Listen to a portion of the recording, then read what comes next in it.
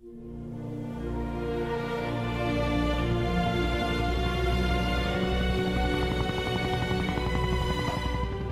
could have spent this entire shoot on location.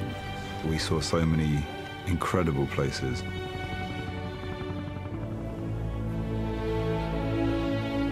I know I'm a Kiwi, but I have to say I cannot imagine making these films anywhere but this country. Amazing. Wherever we went, it was an extraordinary experience. And here we were making a film. Go, go, go! A New Zealand film, The Hobbit.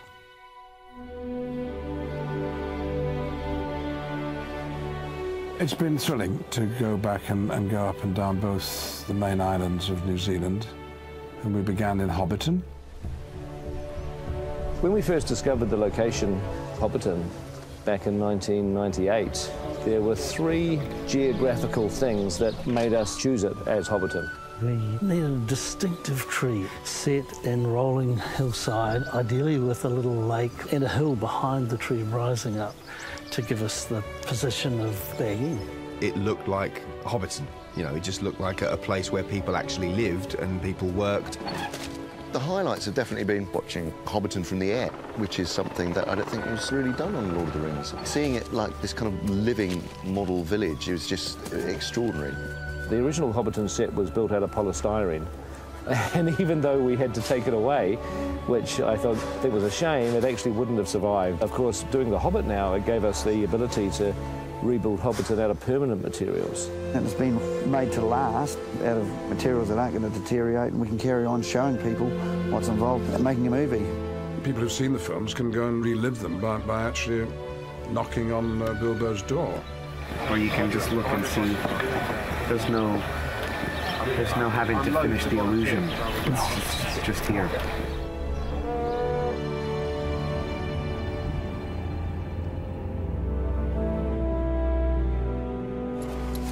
Camp here for the night. Philly, Killy, go for the ponies.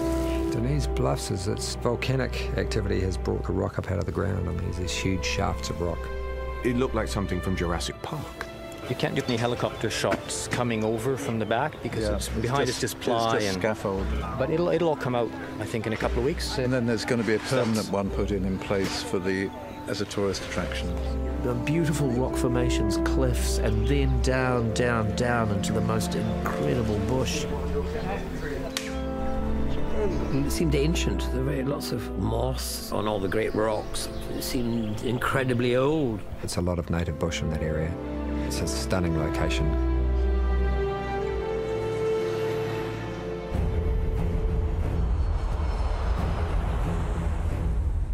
In this area, which is the Twizel area, we managed to get a bunch of shots up on a hill above Lake Pukaki. It was a beautiful vista, like it was long, wheaten-coloured kind of grass, and we'd be running through it and being chased by wags. The landscape is really interesting geographically. We're being chased by these terrible monsters. It's just everything you could hope for in an epic adventure. I took a photo that I sent to some friends. Dwarves on vacation. And they refused to believe that this was an actual photograph, that I hadn't photoshopped it. That place doesn't exist. And I was standing in. Here we are at base camp, ready for the big push to Rangi, Mount Cook. Behind us here is Mount Cook, which is New Zealand's highest mountain. It's where Sir Edmund Hillary trained to climb Mount Everest. It's a little less than half the height of Everest, so he basically had to climb Mount Cook twice, and he sort of had practice for Everest, basically. Very, very beautiful, huge open spaces. Lovely wildflowers, I remember, go along all the roads, like just all kind of colours.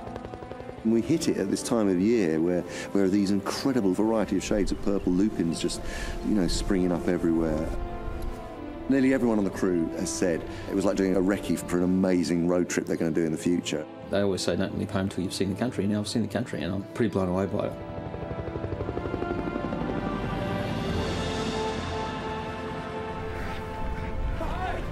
So, Strathtyre, Central Otago, a pretty remote location. We wanted to use this location primarily because it's a chase through the rocks, wags, after the dwarves. So I love the idea of doing a chase that was that spread out over a huge landscape.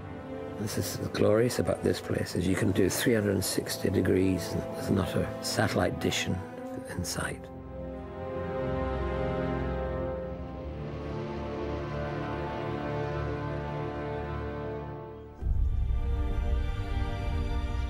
You know, when we all went to Queenstown, I'd never been there before, and it was just astonishing. I mean, a beautiful jewel, really at the kind of the bottom of the world.